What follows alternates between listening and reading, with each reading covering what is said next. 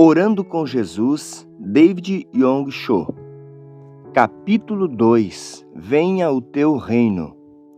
A segunda oração que Jesus nos ensinou foi: venha o teu reino, faça-se a tua vontade, assim na terra como no céu. Quando Deus passa a ser nosso Pai, nós nos tornamos o povo do seu reino. Como tais, devemos orar para que seu reino permaneça firme. Que é o reino de Deus? É o lugar onde Ele realiza a sua soberania. Ao considerarmos essas linhas da oração, alinhemos nosso pensamento com as palavras do Senhor em relação ao seu reino e sua vontade realizada na terra. Criação e queda do nosso planeta.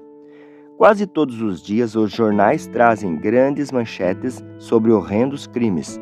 Às vezes trata-se de notícias internacionais, às vezes são notícias locais. Os escândalos econômicos acarretam prejuízos de milhões de dólares. Há reportagens sobre homicídios brutais, ladrões nos elevadores, motoristas atropelando e fugindo do local, contaminação de alimentos por produtos químicos agrícolas, mercadorias falsificadas. Essa leitura diária faz-nos sentir como se estivéssemos caminhando sobre uma tênue camada de gelo. Recentemente, uma moça enviou-me uma carta cheia de perguntas. Por que Deus fez um mundo desses? Por que Ele permanece indiferente com respeito a todas essas coisas? Posso assegurar-lhe, o mundo que o Senhor criou no começo não era semelhante a este. O Gênesis o descreve como totalmente diferente do atual. Depois que Deus criou o céu e a terra, Gênesis 1:1, Lúcifer, um dos querubins do céu, rebelou-se contra o Criador com a intenção de tornar-se tão elevado quanto ele.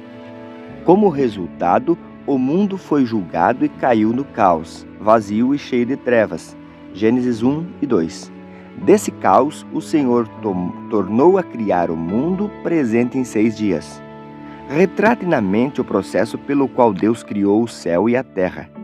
No primeiro dia, quando disse haja luz, a luz brilhante jorrou como na manhã em que as chuvas primaverais acabam de passar.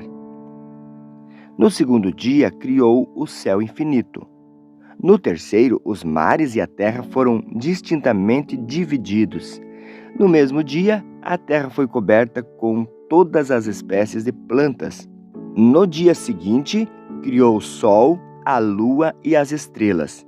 E quando disse: povoem-se as águas e enxames de seres viventes, e voem as aves sobre a terra, sobre o firmamento dos céus, Gênesis 1:20, o mundo se encheu de toda espécie de criaturas vivas. No sexto dia criou o homem e a mulher à sua imagem própria e deu-lhes autoridade para governar sobre um mundo grande e belo, onde havia ordem e não desordem, luz e não trevas, vida e não morte, abundância e não pobreza, esperança e não desespero. Naquele tempo, o mais forte não saqueava o mais fraco. O jardim do Éden, que Deus plantou para o primeiro casal, era também um mundo belo e ordenado, cheio de vitalidade e do necessário para satisfazer todas as necessidades humanas. Até o fruto pendente dos galhos das árvores era agradável aos olhos e bom para se comer. Tal era o mundo criado por Deus. Contudo, lamentavelmente, esse mundo já não existe, pois Adão e Eva foram expulsos do jardim do Éden por causa de seu pecado. Tão logo pecaram, entraram nesse mundo a confusão, o caos, a violência e o desespero. Paulo descreve o que aconteceu. E, por haverem desprezado o conhecimento divino, o próprio Deus os entregou a uma disposição mental reprovável para praticarem coisas inconvenientes, cheios de toda injustiça, malícia, avareza e maldade, possuídos de inveja, homicídio, contenda, dolo e malignidade, sendo difamadores, caluniadores, aborrecidos de Deus, insolentes, soberbos, presunçosos, inventores de males, desobedientes aos pais, insensatos, pérfidos, sem afeição natural e sem misericórdia. Ora, conhecendo eles a sentença de Deus de que são passíveis de morte os que tais coisas praticam, Não somente as fazem, mas também aprovam os que assim procedem. Romanos 12, de 8 a 32. Porque essas coisas aconteceram, a humanidade não gostou do conhecimento divino. Ao criar o homem à sua própria imagem e semelhança, o Criador correu um grande risco. Provido de livre-arbítrio, o primeiro casal podia aceitar a Deus ou abandoná-lo. O Senhor deseja receber glória e adoração, mas não quer que o adoremos mecanicamente, como fantoches, com um tipo de adoração que não seja em espírito e em verdade. Ação de graças e louvor se tornam hipocrisia, a menos que sejam dados voluntariamente. Por amor, Deus dotou a humanidade com vontade livre para adorá-lo. Os que amam uns aos outros respeitam a personalidade uns dos outros, não impõem sua própria vontade sobre outrem. Tentados por Satanás, Adão e Eva recusaram-se a adorar o Criador e não desejaram em seus corações. Em virtude da qualidade subjacente de livre-arbítrio, Deus mesmo não poderia mudar a escolha do homem. Homens e mulheres perderam o contato com o Criador e Satanás tomou-lhe o lugar no coração humano, passando a controlar-lhe os pensamentos, as palavras e os atos. A sua disposição de desobedecer ao Todo-Poderoso refletia os desejos do seu coração, daí ser natural o domínio sobre eles. Quando o inimigo começou a reinar sobre o mundo, este se transformou num lugar miserável e trágico. Satanás vem para roubar, matar e destruir, segundo João 10:10. Vem a nós e nos tira a imagem divina, mata o corpo, faz com que caiamos na destruição, juízo e tormento eternos. Portanto, este mundo em que vivemos com gemidos profundos veio a existir pelo caos da humanidade mediante Satanás. Não é este o mundo criado por Deus. O Espírito Santo diz com clareza por intermédio do apóstolo Paulo que este mundo se tornará mais e mais perverso nos últimos dias. Sabe, porém, isto? Nos últimos dias sobrevirão tempos difíceis, pois os homens serão egoístas, avarentos, jactanciosos, arrogantes, blasfemadores, desobedientes aos pais, ingratos, irreverentes, desafeiçoados, implacáveis, caluniadores, sem domínio de si, cruéis, inimigos do bem, traidores, atrevidos, enfatuados, antes amigos dos prazeres que amigos de Deus, tendo forma de piedade, negando-lhe, portanto, o poder.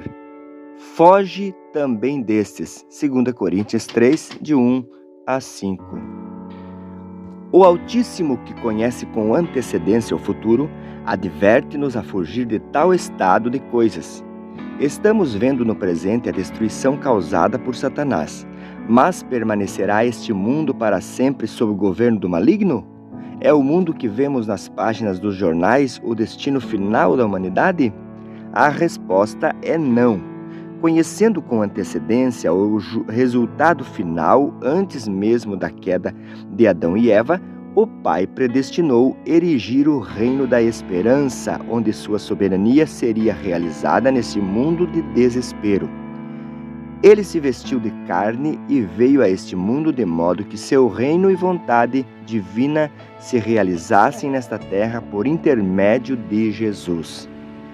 O reino de Deus. O reino de Deus não é uma instituição nem uma organização visível. Por melhor que um Estado seja, não pode tornar-se o reino divino, pois este é uma esfera de ação totalmente diferente. Um domínio espiritual no qual Deus dirige, controla e governa o destino das nações e dos indivíduos. O Senhor restaura este mundo e recupera a nós, criado à sua imagem e semelhança. É um estado em que o Criador se torna nosso Pai e dá-nos todas as bênçãos preparadas para nós. É um reino em que o adoramos, louvamos o seu santo nome e o fazemos conhecer os desejos de nossos corações. Jesus ensinou aos discípulos a orar pedindo a vinda do reino de Deus. Jesus ensinou o reino. Jesus se fez homem a fim de trazer o reino do Pai à terra. Assim como as forças aliadas desceram sobre a Normândia para libertar a Europa da ocupação da Alemanha nazista, assim Jesus se fez carne e veio a este mundo para libertar a humanidade do jugo de Satanás. Veio a esse mundo em que reinava o príncipe das trevas a fim de poder edificar, realizar e ampliar seu reino dividido. Jesus ensinou-nos muitas coisas acerca desse reino. Examinemos 5 de suas características, segundo se encontram em seus ensinos e atos. 1. O reino de Deus é um reino onde não há pecado. Jesus pregou: arrependei-vos, porque está próximo o reino dos céus. Mateus 4,17. Sendo Deus justo e santo, ninguém pode entrar no reino dos céus em estado pecaminoso. O reino dividido não pode vir a um indivíduo sem que, primeiro, ele seja perdoado de seus pecados e justificado diante do Pai. Jesus disse que devemos arrepender-nos antes que nossos pecados sejam perdoados. O Senhor concede à humanidade o livre arbítrio. Constrange-nos a arrepender-nos, mas não nos ameaça. Até o último momento, Jesus insistiu com Judas Iscariotes a que se arrependesse. Contudo, Judas endureceu o coração e arruinou-se. Jesus nos ordena a arrepender-nos a fim de nos tornarmos cidadãos do reino dos céus. O arrependimento é a decisão definida que um indivíduo toma de voltar completamente as costas para o pecado e obedecer à vontade de Deus. Se nos decidirmos pelo arrependimento, o Espírito Santo trará à nossa esperança, à nossa lembrança, todos os pecados cometidos por nós, consciente ou subconscientemente, e nos ajudará a arrepender-nos com os nossos lábios. A Bíblia diz com clareza: digo-vos que assim haverá maior júbilo no céu por um pecador que se arrepende do que por 99 justos que não necessitam de arrependimento. Lucas 15:7. Os anjos se rejubilam porque o reino dos céus vem àquela pessoa arrependida. Não podemos entrar no reino dos céus enquanto não formos purificados de nossa iniquidade, corrupção, injustiça e confusão. Portanto, o arrependimento é requisito indispensável para a presença do reino de Deus no indivíduo. E se nos arrependemos de nossos pecados e recebemos perdão, deixamos de ser atormentados por uma consciência culpada que tem como origem a maior arma de Satanás, a acusação. 2. O reino que Jesus nos trouxe é o reino de cura, diz Mateus. Percorria Jesus toda a Galileia, ensinando nas sinagogas, pregando o evangelho do reino e curando toda sorte de doenças e enfermidades entre o povo. E a sua fama correu por toda a Síria. Trouxeram-lhe então todos os doentes acometidos de várias enfermidades e tormentos, endemoniados, lunáticos e paralíticos, e ele os curou. E da Galileia, Decápolis, Jerusalém, Judeia e da além do Jordão, numerosas multidões o seguiam. Mateus 4:23-25. Enquanto pregava as boas novas do reino de Deus, Jesus curava toda a sorte de pessoas doentes como sinal e prova do reino. De onde vieram as doenças? A morte veio como salário do pecado de Adão e Eva, e a mortalidade tomou a humanidade sujeita à enfermidade. Satanás também fez que a humanidade fosse tomada por doença mental introduzida por todos os tipos de doenças. A vontade do Senhor era perdoar-nos os pecados e habilitar-nos a trabalhar para o seu reino com um corpo sadio, liberto de enfermidades. Onde quer que a Escritura seja pregada e haja arrependimento, deve seguir-se a cura. Enquanto se encontrava na prisão, João Batista enviou os discípulos a Jesus com uma pergunta: És tu aquele que estava para vir ou devemos esperar outro? Mateus 11:3. João sabia muito bem que o Filho de Deus devia livrar o homem do pecado. Como a mais segura prova do que tinha vindo para edificar o reino de Deus, Jesus respondeu: Ide e anunciai a João o que estáis ouvindo e vendo. os cegos veem, os coxos andam, os leprosos são purificados, os surdos ouvem, os mortos são ressuscitados e aos pobres está sendo pregado o Evangelho. Mateus 11, 4 e 5. Jesus deixou claro que a cura era um sinal da vinda do reino de Deus à terra. 3. Quando Jesus pregava as boas novas do reino dos céus, os espíritos imundos se retiravam. Os espíritos maus de Satanás nunca podem ter parte no reino dos céus. Eles foram expulsos da presença do Criador no dia em que se rebelaram contra ele. Lançados fora de sua presença, tiveram o poder dos ares.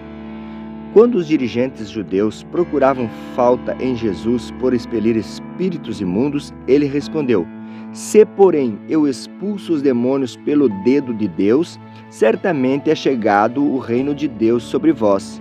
Lucas 11 e 20. Jesus expulsava espíritos maus sempre que via pessoas oprimidas. Os demônios simplesmente não podiam resistir à sua presença. Quando enviou os discípulos para pregar, deu-lhes autoridade para expelir demônios. Lucas 10, 17 a 20. Afirmando ser isso um sinal que seguiria aqueles que crescem. Marcos 16 e 17. Até hoje, onde quer que as boas novas do reino dos céus sejam pregadas, os demônios devem ser expulsos em nome de Jesus. 4. No reino de Deus não há pobreza. Jesus tinha ao seu dispor toda a riqueza. Os céus e a terra e tudo o que neles há foram criados pelas palavras de Jesus. Era o Criador, entretanto vivia em pobreza, tal que não tinha onde repousar o corpo. Por que viveu assim? A Bíblia diz: Pois conhecereis a graça de nosso Senhor Jesus, que sendo rico se fez pobre por amor de vós, para que pela sua pobreza vos tornasseis ricos. 2 Coríntios 8 e 9. Fez-se pobre para enriquecer-nos. Por causa do pecado dos nossos primeiros pais, Adão e Eva, a humanidade foi condenada a viver e a comer o pão pelo suor do seu rosto. Quem não guardava a lei era sempre apanhado de maldição. Ninguém podia guardá-la e todos tornaram-se malditos. Deuteronômio 28, 16 a 19. Mas já não estamos sob a maldição da lei, porque Jesus nos libertou. Com referência a isto, Paulo diz: Cristo nos resgatou da maldição da lei, fazendo-se ele próprio maldição em nosso lugar, porque está escrito: Maldito todo aquele que for pendurado em madeiro, para que a bênção de Abraão chegasse aos gentios em Jesus Cristo, a fim de que recebêssemos pela fé o Espírito prometido. Gálatas 3, 13 e 14. Enquanto vivermos no reino dos céus, não somos mais pessoas pobres, somos filhos de Abraão pela fé. As bênçãos dadas a Abraão, a da salvação pela qual ele adquiriu a cidadania no reino dos céus, a da prosperidade que o fez um homem rico, a bênção de filhos e saúde, todas elas vêm a nós. Não há pobreza no reino dos céus. Onde quer que este seja proclamado, a miséria deve ausentar-se. 5. O reino dos céus que Jesus trouxe à terra abriu o caminho para entrarmos na vida eterna mediante a fé. E do modo por que Moisés levantou a serpente no deserto, assim importa que o Filho do Homem seja levantado, para que todo o que nele crê tenha a vida eterna. João 3, 14 e 15. Ninguém pode ser salvo por intermédio dos seus próprios atos de justiça ou chegar à presença de Deus pelos seus méritos. Contudo, sem levar em conta sexo, idade e posses, quem quer que olhe para Jesus, creia nele como Salvador e com a boca o confesse, recebe gratuitamente a remissão de pecados e a vida eterna. Como disse Jesus à mulher samaritana: De fato, a vontade de meu Pai é que todo homem que vir o Filho e nele crer tenha a vida eterna, e eu o ressuscitarei no último dia. João 6 e 40. No reino dos céus há vida eterna. Aqueles que se tornam cidadãos do reino recebem esta vida, a vida de Deus, que é certeza de salvação. O reino dos céus plantado na terra. Jesus não somente ensinou-nos o que era o reino de Deus, foi crucificado a fim de assegurar-nos que o reino duraria para sempre entre nós. Por sua crucificação, Jesus semeou sementes do reino divino. Vida eterna, alegria, esperança e abundância. Quanto ao reino de Satanás, uma terra cheia de maldições. Eu vim para lançar fogo sobre a terra e bem quisera que já estivesse a arder. Lucas 12:49. O reino de Deus, que ansiamos por ver descer a esta terra, começou a ser estabelecido com a cruz de Cristo.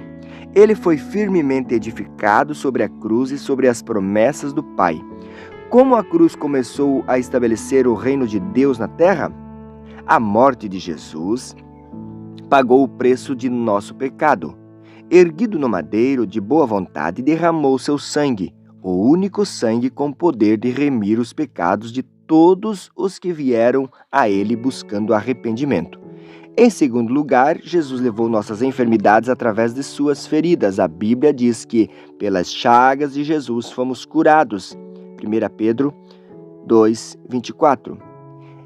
Em terceiro lugar, sobre a cruz e com a sua ressurreição, Jesus adquiriu o direito sobre este mundo que tinha passado para o domínio de Satanás quando Adão e Eva pecaram.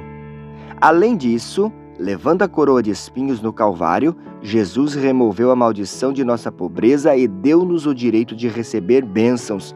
E por fim, o sangue de Jesus e sua carne dilacerada tornaram-se o caminho pelo qual somos conduzidos à vida eterna. Mediante sua morte e ressurreição, Jesus plantou o reino de Deus nesta terra. Quando voltou para o Pai, um sucessor veio a fim de expandir seu reino, o Espírito Santo. Ao cumprir-se o dia de Pentecoste, estavam todos reunidos no mesmo lugar. De repente veio do céu um som como de um vento impetuoso e encheu toda a casa onde estavam assentados. E apareceram distribuídas entre eles línguas como de fogo e pousou uma sobre cada um deles.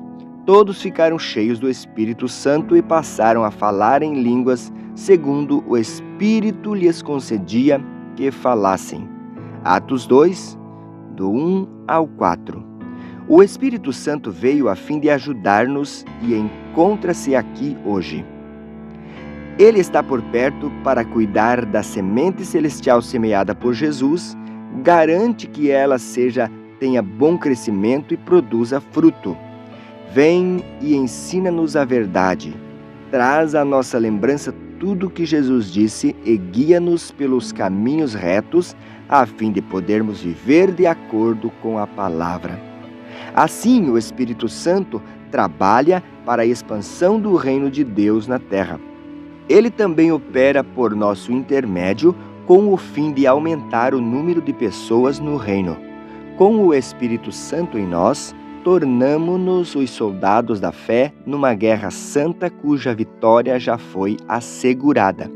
Por meio dessa guerra justa, o reino dos céus vai florescendo cada vez mais. Onde, pois, está o reino dos céus plantado por Jesus sobre a terra? O reino dos céus em nossos corações. Interrogado pelos fariseus sobre quando viria o reino divino, Jesus respondeu: Não vem o reino de Deus com visível aparência, nem dirão, ei-lo aqui ou lá está, porque o reino de Deus está dentro de vós. Lucas 17, 20 e 21. Repetidamente, Jesus pregou as boas novas do reino dos céus. Tinha como propósito ensinar ao povo sobre este reino e fazê-los cidadãos dele. Então, certo dia, os fariseus lhe perguntaram quando o reino de Deus seria estabelecido. Eles ainda alimentavam a falsa expectativa de que esse reino viria a eles na forma de uma nação deste mundo. Mas Jesus lhes disse: O reino de Deus está dentro de vós.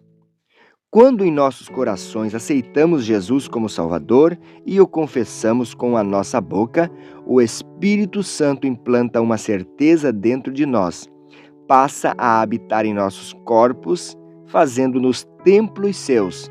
E a partir deste momento estamos sob o governo de nosso Pai. Este lugar interior onde o Senhor governa e reina é o mesmo em que está assentado o reino divino. Somos novas criaturas, e assim, se alguém está em Cristo, é nova criatura. As coisas antigas já passaram, e eis que se fizeram novas. 2 Coríntios 5,17. Diversas vezes, Jesus comparou o reino de Deus ao processo pelo qual as sementes se transformam em plantas. Quando o reino dos céus vem ao nosso coração, começa a crescer através de nossos pensamentos. Portanto, nossa fé e pensamentos deveriam crescer até chegarem à fé e aos pensamentos de Deus. Tal crescimento deve continuar até nos encontrarmos com Jesus face a face. Diz a Bíblia: ora, aquele que é poderoso para fazer infinitamente mais do que tudo quanto pedimos ou pensamos, conforme o seu poder que opera em nós. Efésios 13:20. Se nossos pensamentos alcançam os pensamentos divinos, podemos ver-nos realizando coisas. Todos os dias podemos viver de vidas vitoriosas, destruindo Satanás, pois Deus, que está dentro de nós, é maior do que Satanás, que tem o poder dos ares no mundo. 1 João 4:4. Assim, o reino dos céus existe em nossos corações por intermédio de Jesus e do poder do Espírito Santo. Embora vivamos no mundo onde imperam o caos, o vazio e a escuridão, um novo mundo desabrochou em nossos corações. Um novo reino chegou. As características do reino divino, acerca das quais Jesus pregou e plantou na cruz, estão realmente ocorrendo em nossas vidas. Recebemos o perdão de nossos pecados, somos curados, os demônios são expelidos de nós, somos libertos da pobreza, somos libertos da maldição e recebemos a vida eterna mediante a fé. Quando tais coisas acontecem em nossa vida, temos uma certeza: o reino de Deus está dentro de nós. Esses sinais acompanham aqueles que creem em Jesus e o confessam com a boca. Mas é lamentável que muitas pessoas pisem o recinto da igreja ignorando ou não entendendo o novo mundo existente em seus corações. Nem tentam crer nisso. Não conhecem esta graça e privilégio, a nova ordem e o novo poder e o novo mundo vindo a nós quando chamamos o Senhor de Pai. O meu povo está sendo destruído porque lhe falta o conhecimento, Oséias 4:6. Estas palavras de Oséias referem-se a uma ocasião dessas. Jesus também disse aos israelitas desconhecedores da verdade: e conhecereis a verdade, e a verdade vos libertará. João 8:32. Quando as pessoas começam a frequentar uma igreja, muitas meramente escolhem-na como o lugar mais cômodo para entrar em contato com a religião, ouvir lições de grandes homens do passado, estudar o aspecto moral da vida deles ou encontrar um padrão ético pelo qual possam viver. Nossa fé em Cristo não é, contudo, uma religião. Não é nem cultura nem moralidade. É uma experiência com Jesus Cristo. É algo novo que acontece em nosso coração. É um acontecimento extraordinário no qual Deus, o Criador dos céus e da terra, comprou-nos com o sangue imaculado de Jesus Cristo e plantou seu reino em nós. Por sermos o seu povo, já não temos de sofrer a angústia da consciência culpada por causa do pecado, ser oprimidos por Satanás ou viver escravizados a ele. Visto que o reino do Pai está dentro de nosso coração, cabe-nos o direito de desfrutar seus privilégios. A Bíblia nos exorta com urgência: para a liberdade foi que Cristo nos libertou. Permanecei, pois, firmes e não vos submetais de novo a jugo de escravidão. Gálatas 5:1. Já não temos de comprometer-nos com o pecado. Quando você ora, venha o teu reino, lembre-se de que Deus se apossa do seu coração e que esta súplica demanda completa dedicação ao Senhor. Ela é a declaração de sua fé no Pai e obediência a Ele. Através dela, você recebe a incumbência de pregar que o reino celestial está próximo. O modo mais efetivo de levar a cabo esta comissão é desfrutar o privilégio do reino e viver nele diariamente. Orar para que a vontade de Deus seja feita. Não basta que o reino divino esteja dentro de nós, ele deve cumprir-se e tornar-se evidente na vida, na família e no meio ambiente dos cidadãos desse reino. O Todo-Poderoso deseja a remissão da humanidade, quer livrá-la da tríplice queda, do espírito, da alma e do corpo, mediante a tríplice obra de Jesus, sua crucificação, morte e ressurreição. Antes mesmo do mundo ter sido criado, o Pai propôs isto a seu Filho Jesus Cristo e, através da história, demonstrou sua promessa à humanidade até que, finalmente, Jesus veio a esta terra, concebido no corpo da Virgem Maria. Quando isso aconteceu, a divina vontade já era conhecida dos anjos no céu e dos profetas do Senhor. Quando ela se cumpriu, os exércitos dos céus cantaram: Glória a Deus nas alturas, paz na terra entre os homens e a quem Ele quer bem. Lucas 2,14. A vinda de Jesus a este mundo trouxe glória a Deus e paz à terra. Que atitude correta deveremos manter quando orarmos pedindo que a vontade do Senhor de redimir e perdoar a raça humana e de abençoar as pessoas na alma, no corpo e no meio ambiente seja feita entre nós? Devemos pensar a maneira de Deus, positivamente, criativamente e redentivamente. Desde o princípio até o fim, a Bíblia, a divina revelação através de escritos humanos, está repleta de tais padrões de pensamento. Alguns versículos bíblicos podem parecer nécios à mente humana. Contudo, a Bíblia diz: porque a loucura de Deus é mais sábia do que os homens. 1 Coríntios 1, 25. Mentalmente, podemos pôr em ação a obra do reino. Na tela de nossa imaginação, podemos pintar quadros de coisas inexistentes. Conforme diz Provérbios: não havendo profecia, o povo se corrompe. 29 e 18. Podemos ser profetas da vontade divina na terra. Derramarei do meu espírito sobre toda a carne, vossos filhos e vossas filhas profetizarão, vossos jovens terão visões e vossos velhos sonharão sonhos. Atos 2 e 17. Depois de começarmos a pensar positiva, criativa e redentivamente, deveríamos sonhar com aquilo que podemos ser em Cristo.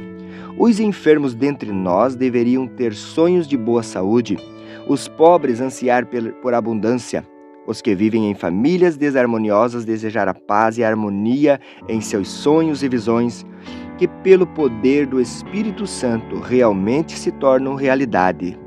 Tais sonhos nascem em nossos corações pelo Espírito Santo. Baseados em Hebreus 11:3, o visível veio a existir das coisas que não aparecem, deveríamos ver coisas que não são visíveis. Deveríamos considerar as coisas que não são visíveis. Deveríamos sonhar quadros de situações que não são visíveis. A pessoa que não pode acariciar sonhos claramente definidos do amanhã em seu coração, não pode criar coisa alguma. Através de uma pessoa assim, a vontade divina não pode ser feita nesta terra. Uma vez que tenhamos delineado na tela de nossa mente coisas que não são visíveis, deveremos ajoelhar-se diante do Pai e orar com fé até que tenhamos a certeza de que nossos sonhos se concretizarão. Deveremos jejuar e orar clamando: ó Deus, permite que este sonho de meu coração se cumpra mediante o poder do reino de Deus. Destrói todos os obstáculos de Satanás. Quando clamamos ao Senhor e oramos, logo desaparecem o medo e a preocupação e entra a fé sobrenatural com certeza transbordante. Lemos em Hebreus 11:1. Ora, a fé é a certeza de coisas que se esperam e a convicção de fatos que não se veem. A palavra certeza no grego possui dois significados: apoio para os pés ou escora e ação. A fé é um apoio ou suporte daquilo que esperamos ou desejamos. A menos que uma escora seja suficientemente forte, não podemos contar com ela para nada. Este apoio nos vem através da certeza de nossos corações quando oramos. O fundamento ou substância é também como a escritura de compra de um terreno ou de uma casa que certifica a posse. Quando suplicamos fervorosamente com um desejo ardente e um alvo definido, certeza e paz de mente nos vem de que a resposta de Deus está a caminho. Mas o passo principal que permite ao Senhor realizar a sua vontade em nossa vida é a ação de graças.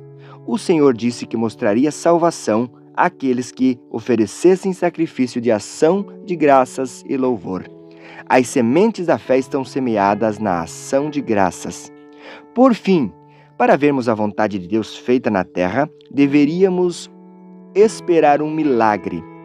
Haverá ocasiões em que teremos de passar por águas profundas ou por uma prova de fogo. Haverá também ocasiões em que a espera de um milagre demandará subir uma montanha. Mas devemos sempre dar esse primeiro passo. O próprio Espírito Santo não pode atuar a menos que comecemos a andar pela fé. Quando fizermos, o Espírito Santo estará conosco e finalmente alcançaremos a vitória. As pessoas a nosso redor verão o maravilhoso cumprimento da divina vontade e darão glórias a Deus. À medida em que você alinha seus pensamentos acerca do reino e da vontade do Criador com os pensamentos de Jesus, à medida que você sai com fé em busca dos sonhos que Deus colocou em seu coração, o reino de Deus dominará, começando em seu coração, depois em sua família e então em seu próximo. E algum dia os eternos novos céus e nova terra, preparados para você, virão no brilho da glória.